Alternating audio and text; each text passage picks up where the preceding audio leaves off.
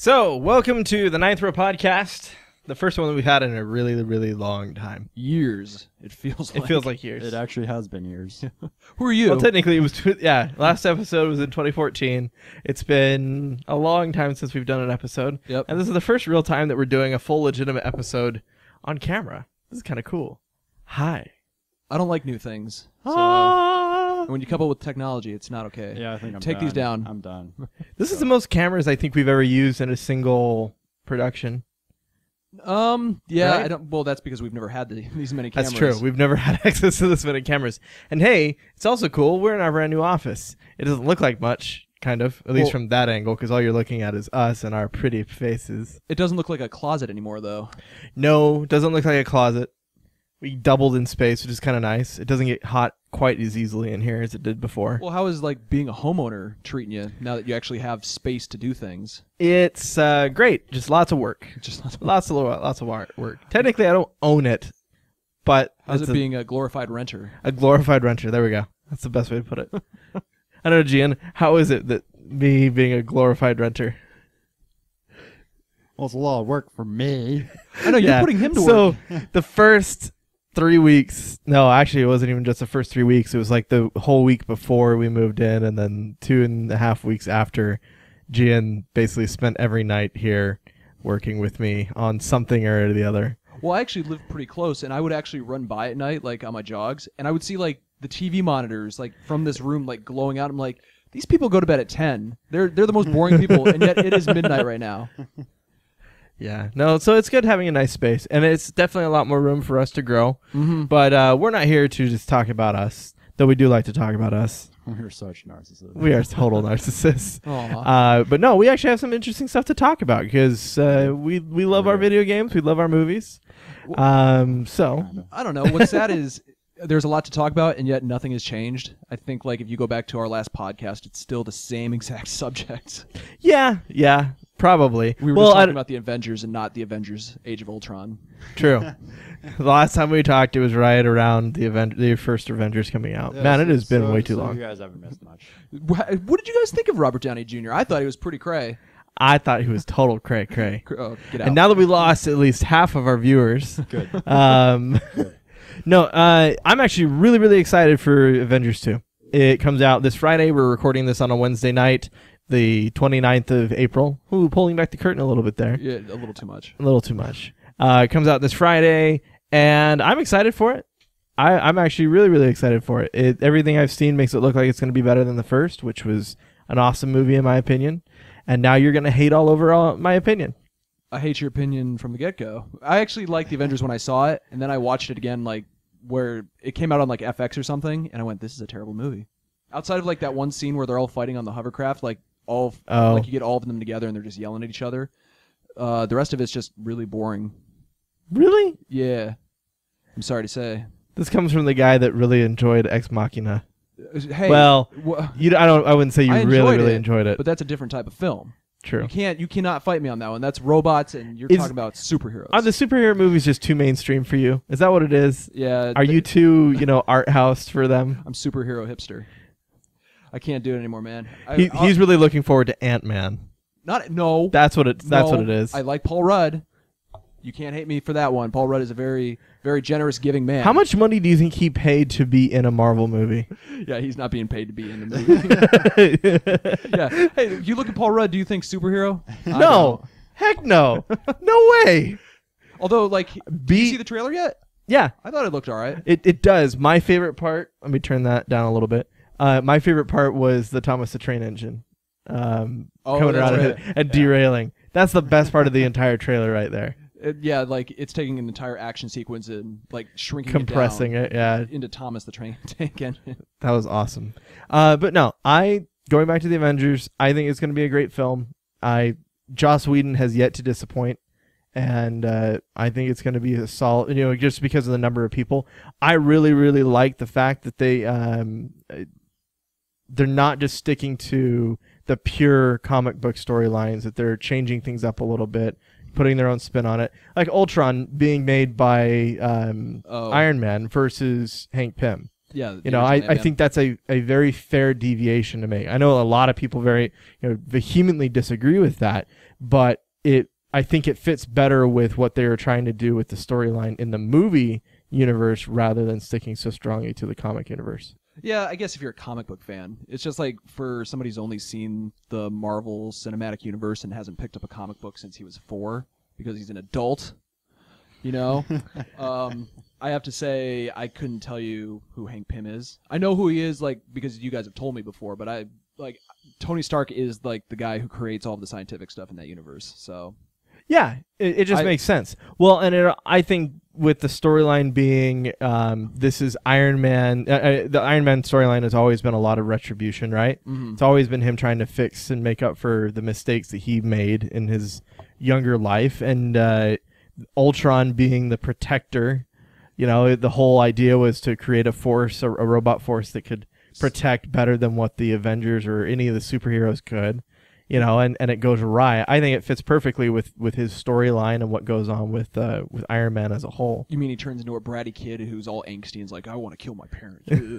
Exactly. That's the what he boils perfect down to. perfect storyline. Well, okay, so what did you guys think about James Spader being cast as Ultron? Oh, I'm cool with it. I like James Spader.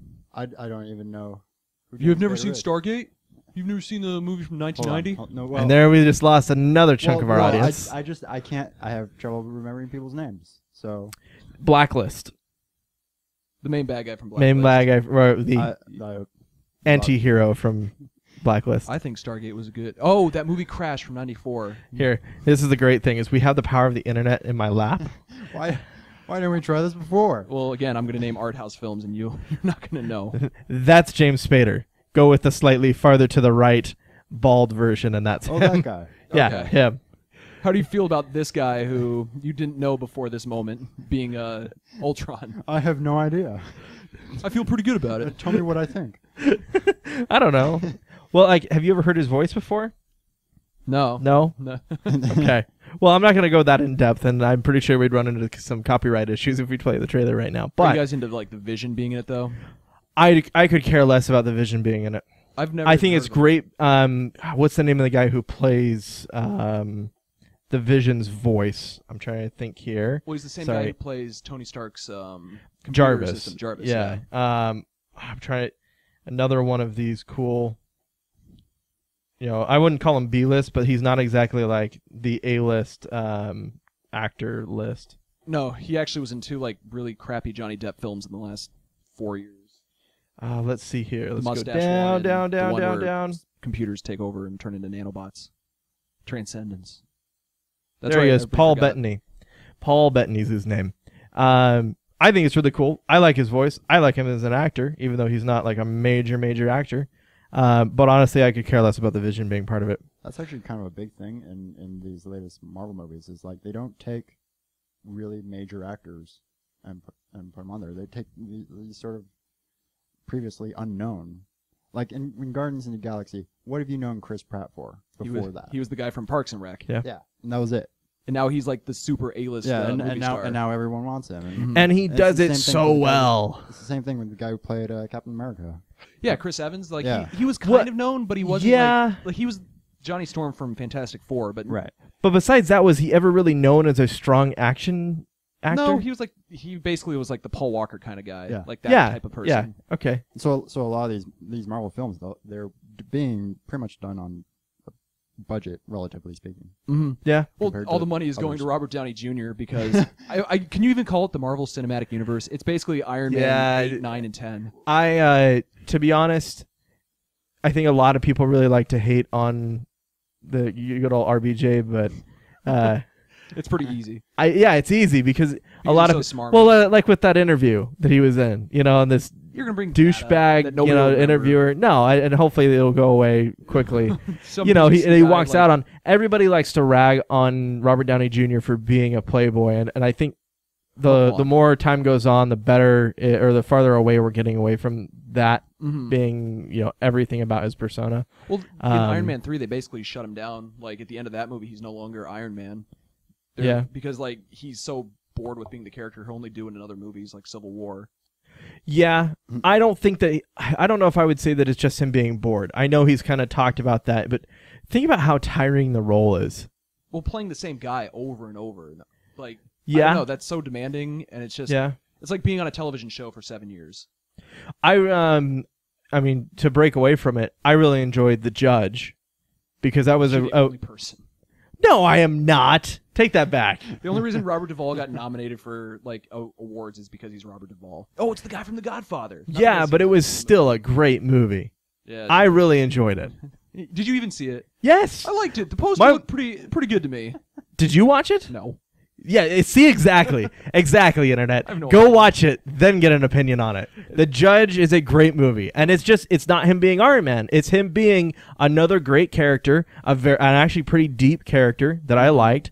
Yeah, the plot line wasn't super deep, but it wasn't something that you walked away from going, yeah, the good guys got away unscathed, or there were no consequences for, their mistakes, yada, yada, yada. It was a real good, solid movie. I thought it was really well written, and we all really enjoyed it at my house. At your house, yes. Haha. Preface that.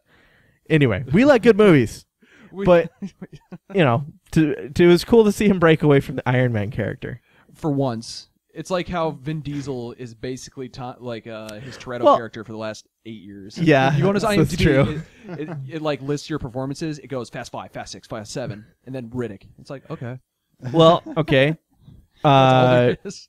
Downey Jr. did Chef in between Iron Man films. But that was directed by the guy who did the first Iron Man.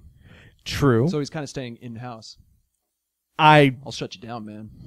That is the weakest argument Chef against that movie I think I've ever heard, because Chef is one of my favorite movies of all time now. Chef might be a spin-off from the Iron Man series, actually, where Tony Stark is like pretending to be a chef. He wants to get away from the philanthropist lifestyle. Did you see that movie? I actually saw that one. Yeah, I like that. You know, it was a good movie. Yeah, it was good. I agree. We're on the same page here. Don't point at me. Don't you point at me. Don't you point at me. You point at me with a pointing finger. Anyway, okay, so breaking away from the Robert Downey Jr. podcast and all that Breaking jazz. Bad podcast? Okay. We've already done that one. Like, It's too twice. bad we couldn't do Better Call Saul. I think at some point we'll talk about Better Call Saul, but now is not the time. It's not. I still want to talk about the Avengers more. I think it's already done really, really well on its international releases. What was it? Was it two? It was like 200 million. 200 million. Okay. I never pay attention to that. And I usually don't either, but I just thought it was interesting. There's not a ton of movies that are released earlier out of the U.S., especially something like the Avengers. It's a very American film. Even though it was filmed in a lot of other locations. But then, like Captain America, they actually had to retitle it The First Avenger when it like played elsewhere because everybody hates America. As you wear your Captain America shirt. You're so loud. Don't hate. Anyway, no. Well, I think that it's really kind of telling in terms of how well it's going to do, hitting those kind of numbers on a pre-release outside of the U.S., outside of what I consider it to be its primary market. I don't know. It's going to make a lot of money, but Star Wars will make more. Yeah, but I mean, Star Wars. It's kind of a no-duh, Certain people like superheroes. Everybody loves Star Wars. Except for my wife. My wife hates Star Wars. Really? Don't hate on me, Internet. Wow. It's not my fault. I've tried. I'm working on it. Give me time. I don't know what to say with that. Like, do you force her to watch it? No, what happened was... Sit here. Yes. This is episode 5. Open. I've been working on that slowly but surely. It's a long, tedious process. So you can get her into the theaters in December. How is it a long, tedious process? It's a You just movie. show her like a scene every other day or something. No, it's just I have to wait 4 years between each time I can show her one of the movies. And if like she says she Right hates it, you put on episode 2. Right this now is your we're- punishment. Yeah, exactly. That's exactly what it is. No, episode 1. Yeah. The one we don't watch. So, yeah, bottom line, I think it's going to be great. I'm looking forward to going and seeing it this weekend. I think everybody else should go see it this weekend because I'm an Avengers fanboy. Next Anyway. podcast, we're going to be like, man, that was a huge letdown. So here's the real big thing that Gian has been chomping at the bit to talk about. Yeah, he's been refrained during the whole Avengers time just because he's been saving his strength for the oncoming battle. which I think he'll be surprised isn't going to be much of a battle because I'm tired. Okay, so in other news, Valve, and it's kind of we caught this at the tail end because we haven't been in recording podcasts regularly for quite some time, and so it already has happened and has been redacted before we could ever talk about it. Valve was quick for once. Valve was quick once. So what? And ever. The real, if you want to know all the details, go on Google, research the Valve paid mods fiasco. If you want, I can give some of the details. Yeah, actually, give a quick. Well, no. I was going to give the quick synopsis of they tried to allow mod producers to charge for their content on Steam, and not everyone. Didn't have to be everyone. Not all mods have to be paid for. It's just they were going to allow some producers, some developers to sell their mods online and split the profits in a 75-25 split. Essentially, I think with the first example was Skyrim, and it was going to be 50% for Bethesda, 25% for Valve, and then 25% for the mod developer. So. Do not call them developers. That gives them way too much legitimacy than they need. So mod creator, whatever you want to call it. That's the bottom line. As soon as you call them developers, then it's like it gives them a level of legitimacy that they shouldn't have. Full-on coders, like they're a company or something like that. But that's. Well, that goes into part of my argument over this, but that's okay. We'll come back to that. What do you mean? Like somebody who takes like the original Counter-Strike and goes like, "Hey, I put in like paintball guns." Like, well, what Bethesda did was with most of their RPGs, Morrowind, Oblivion, Fallout, the 2 3D Fallouts, and now Skyrim, they've released a creation kit, which is software separate from the game. To allow people to create their own add-ons to a game, from as little as just like a reskin or a sword or something like that, to as big as in a whole quest or a whole world or a whole character or that sort of thing. So it's basically like, does it like, because I know there's a lot of mods floating around for games, so does it like kind of collect them all and then put them into like a single package? Well, no, they were all available on Steam or different websites that you could download them from. So it's not so much that it's combining them all. It just allows you, instead of like an example of a mod would be a particular type of really cool looking armor you could put on your character in Skyrim. Like dark scale armor or whatever. Yeah, no, that's exactly what we're talking about. For knowing that. Yeah, no, a horrendous large amount of mods on Nexus Mods, which is actually the biggest Skyrim modding community, is precisely for that. Really? For female characters or whatever. Naked female characters in many cases. For people to have their waifus. It's I'm so glad I'm not a part of that community. It's terrible. Okay, so it's so bad. To put large flailing phalluses on. Actually, the original San Andreas. I don't want to see. No. Oh, this is a draw. Okay. You draw this? No. If you go to this picture, it just shows the. No, it's all right. It's totally fine. It's okay. I feel like this is gonna get us in trouble. No, it is totally fine, and that's a B, not a 6. All right. So. We're living in the age where Gian has to write down URLs to things. Wait, so you guys were mad because these people who actually spent their hard-earned time and creativity building these things for a community. What, they wanted money or something? And you're like, how dare you? The thing is, modifications... Oh, no. What is going on? Amateur hour. Absolutely terrible. Yeah, that was horrible. The thing is, modifications have always been free for every game, not just for Skyrim, for every game. It's been around forever, yeah. Yeah, partially because of copyright concerns. They don't want it to be... You typed it in wrong. I did. I forgot to. Oh, is this it? This image is not yet available? Shh. Partially for copyright concerns, because Bethesda wouldn't want people making money off of stuff that they themselves didn't create. I understand the argument to that. Well, a great example of that is like, no, give it to me.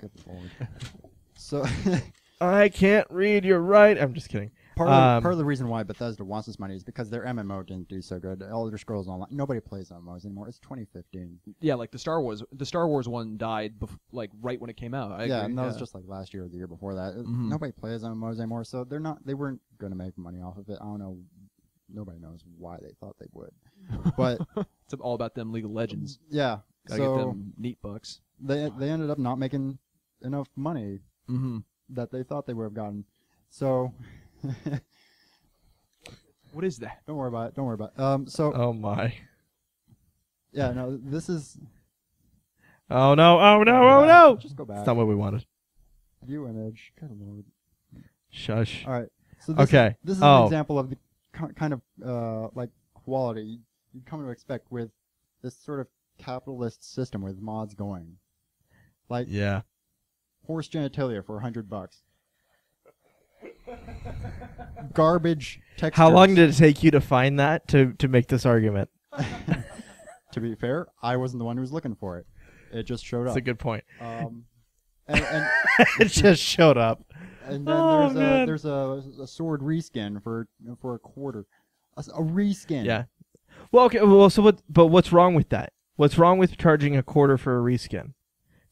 You're talking about 25 cents. This is a complete This is game. something anyone could honestly do. They go in the creation kit, open Sure. it up, pull up the texture, pull up like a Photoshop or GIMP or something. GIMP's free. You hit fill this in with red. Done. I get that, but there's still work involved with that. Magic of computers. Though. I could click one button and download that and have that on my game and not have to go through any of the process A for a quarter's quarter. A quarter. We're talking about a quarter. No, we're not actually, because of the share that the author gets. off of it. I'm not talking about fees play. Okay, so here's the thing. We can attack this situation in a lot of guys different ways, and I will attack. This page is full of notes. Look at this.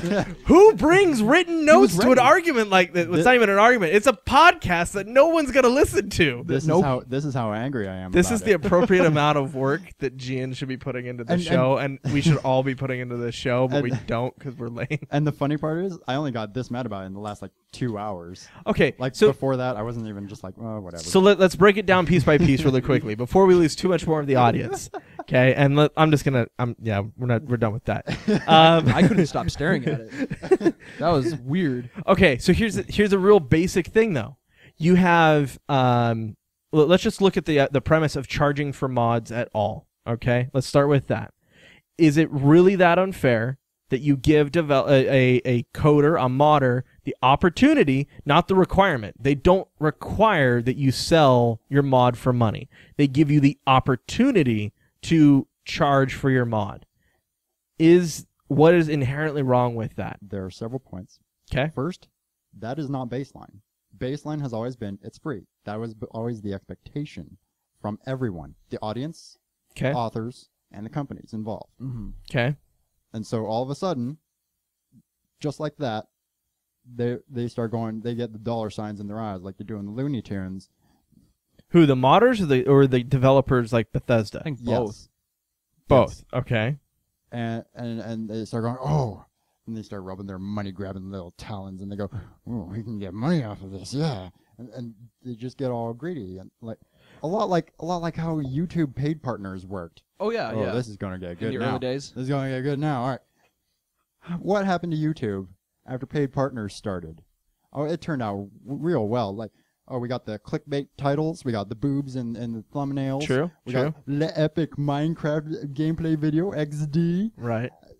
And it's terrible. It turned into a huge popularity contest, and the quality went down because of it. Because all of a sudden, people had to start going for schedules. They have to start releasing True. content like that. True. It turned into their careers, which it really should not have been. Because Which is funny What do because you- we're sitting get? here trying to what turn do you this get into a when regular you get paid thing. by Google for putting stuff on YouTube? It doesn't make any sense. It's not Well, a career. You, It's well, like, guys, you get you're- money and that's- nothing else. You get no benefits, no retirement, no. You don't. Guys, What holiday that's time? that's what we do. is that our business plan? That's kind of our business plan. Yeah, Well, and I don't care. I'm telling you right now. Thank you, YouTube. But We love you, YouTube. there is do. another. No, I agree. well, James. okay, There's You're not another getting flip side paid. to it. We're not getting paid for the content we put on. We get paid Based on For- the advertisements for from the ads. people. For the ads they stick on there. Thank you, Clorox. Honestly, if they didn't have quality control, like they do, we could just put up a video of like green. Well, no, for but 5 minutes. but It's that probably They happened. Age could of put, Ultron. they could put ads Computers on destroyed. that. But the and thing they'd is, still pay us. You're right, but see, that's the thing. That's the self-moderation of the community is what changes that. And YouTube did a lot when they realized why that was failing to fix the problem.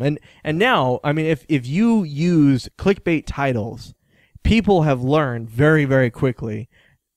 They really have. A lot of people have really learned to stay away from that stuff. On YouTube is garbage. Well, no, but look at the stuff that is actually truly trending on YouTube. PewDiePie. Smosh. Yeah. PewDiePie has a huge built-in audience that's there.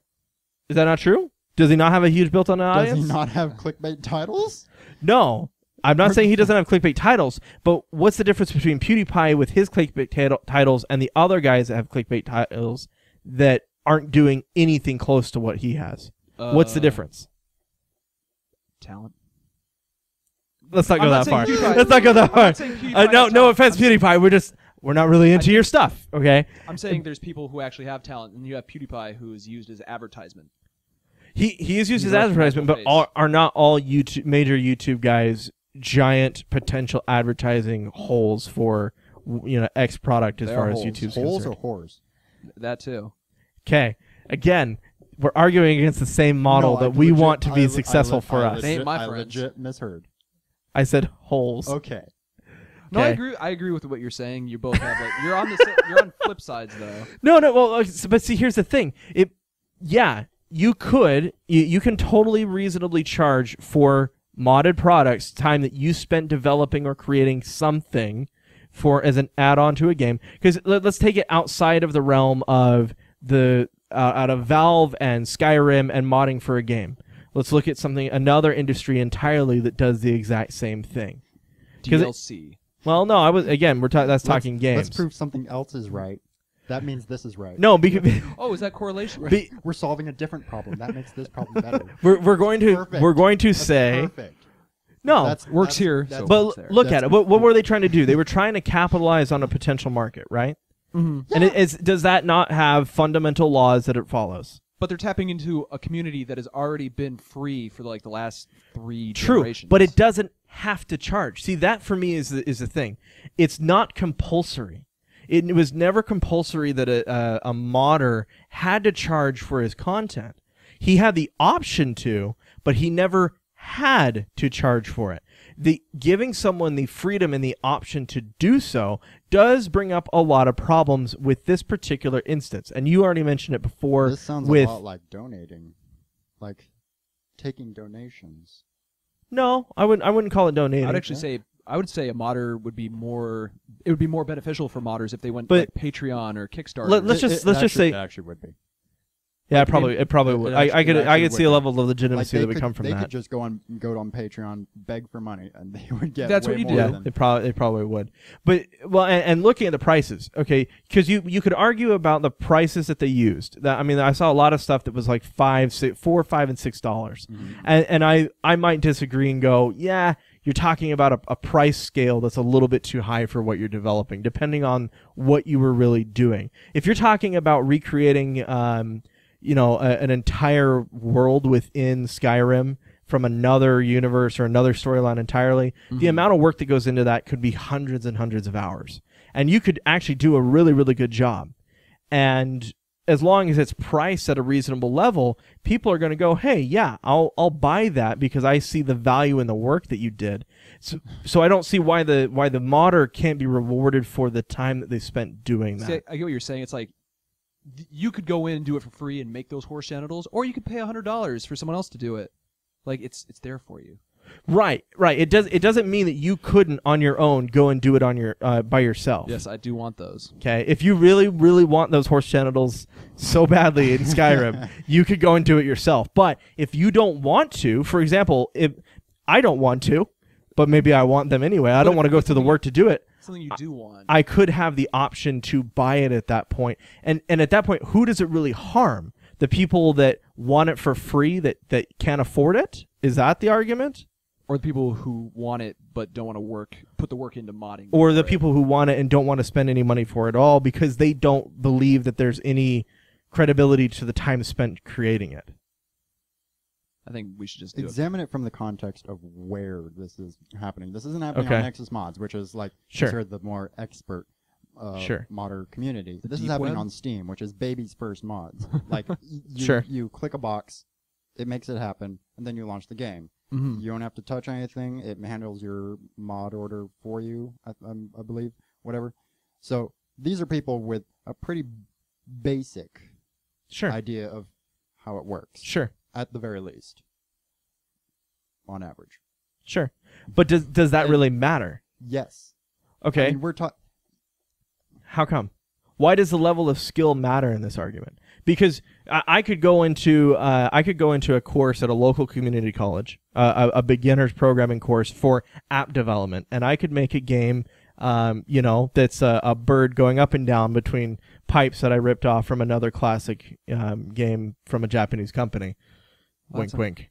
I don't know what game that is. So I could go and do that, and I could make a whole lot of money doing that with relatively little actual skill required in-depth programming. I take a very basic course, I read a bunch of stuff online maybe, and I can develop it. How is that any more legitimate than somebody producing a mod for a game? Because mods are typically for fun or out of necessity. It shouldn't be for another. fixing the game. But the app isn't. The app is for fun. But it was not No, developed by the developer. No, the app's for business. You stick it on there, you're Well, that's expecting true. money. True, but so what's wrong with me as potentially a more skilled modder creating something with the purpose of selling it, for the intention of making money? What's wrong with that? Is it the intention of making money that's wrong? Because that's where it seems to be.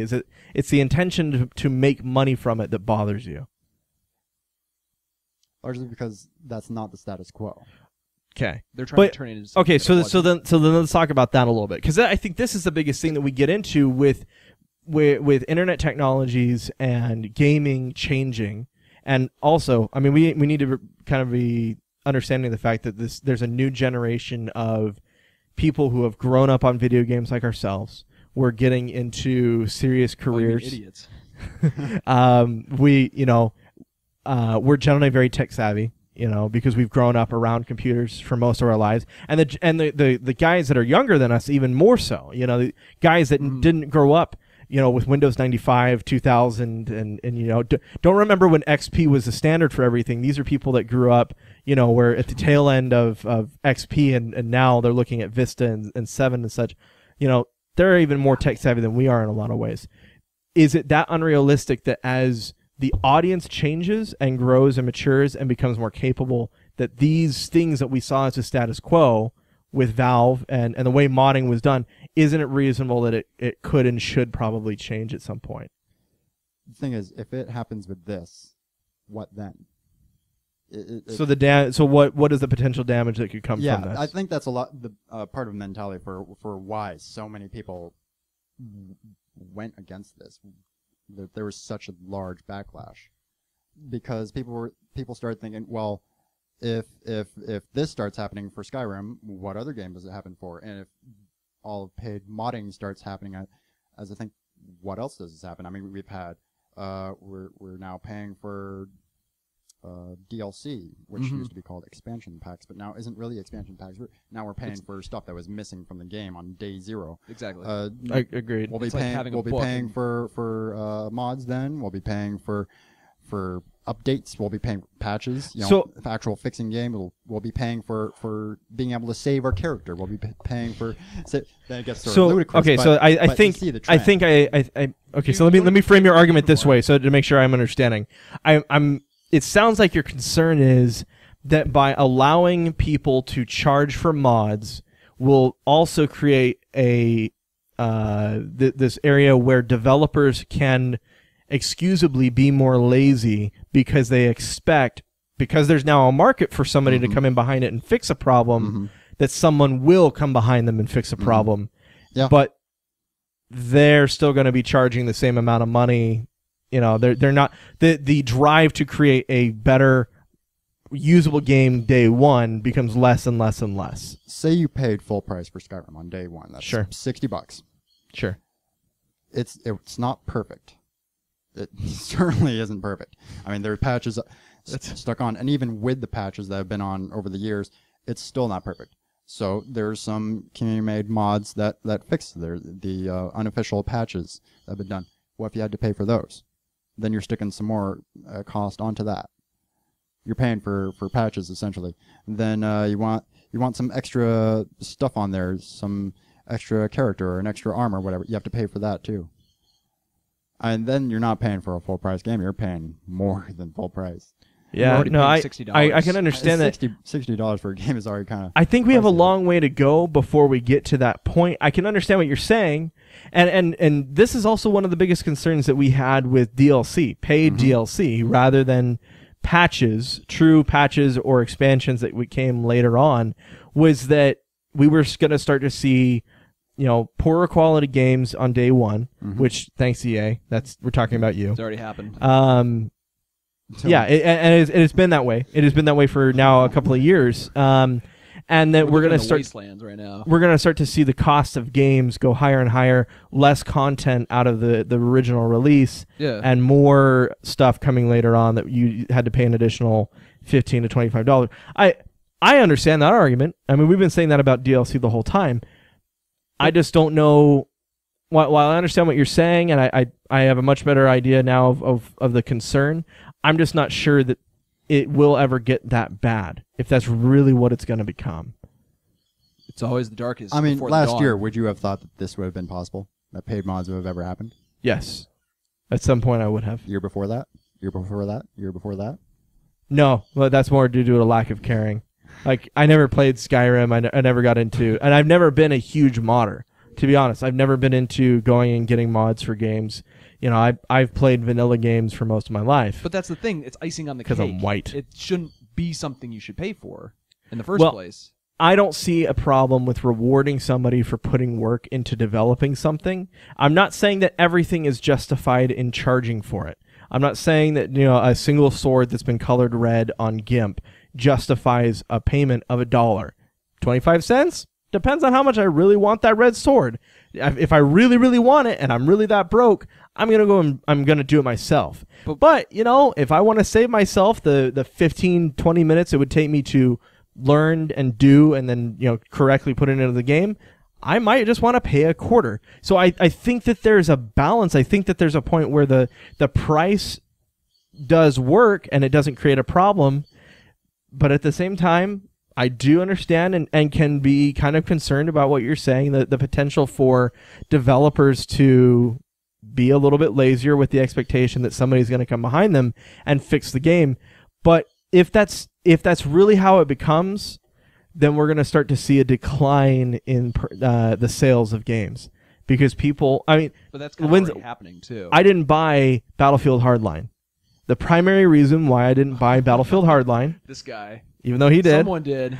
The primary reason why I didn't buy Hardline was because I was concerned about the main reason I buy the Battlefield games is multiplayer. I knew multiplayer was going to run into issues because I had just been burned on 4 not that long ago, and I had been burned by EA multiple times before that, and I said, I'm not going to do it, and I still have not bought Hardline. I probably will never buy Hardline, to be completely honest. The biggest reason, my biggest concern with Battlefront, even though I see a lot, and I guess we're going to have to talk about this next time, even though I think they were doing a lot to fix this with Battlefront 3, I am very concerned about who's developing it and who's releasing the game and whether or not it's going to get the proper amount of support to be functional day one. And I think that if that were the case, if we really went down that road, I think more and more people would stop buying games and we would start to see a trend of declining sales from the poor quality games. It's already happening. It's because it's already happening. Does that make sense? Is that fair? So you're saying because mods would be free, game quality goes down?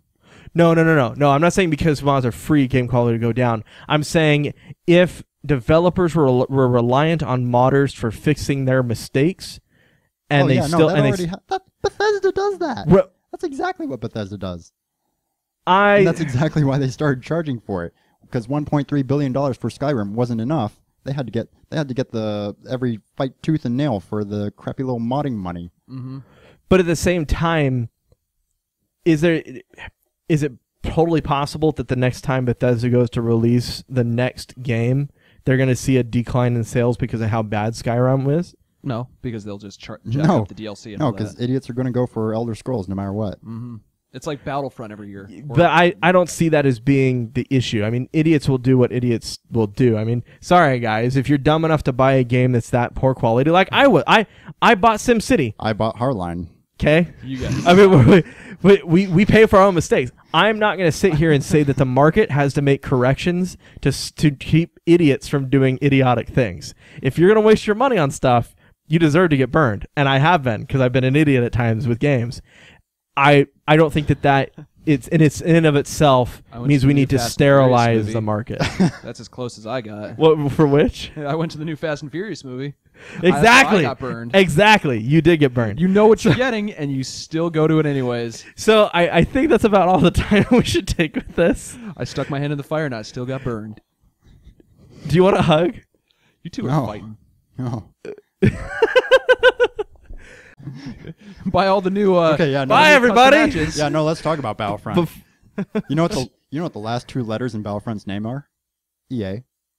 Seriously, you check a picture of. I know Yeah, what it's, it is. it's right there, printed big text right Yeah. there. EA.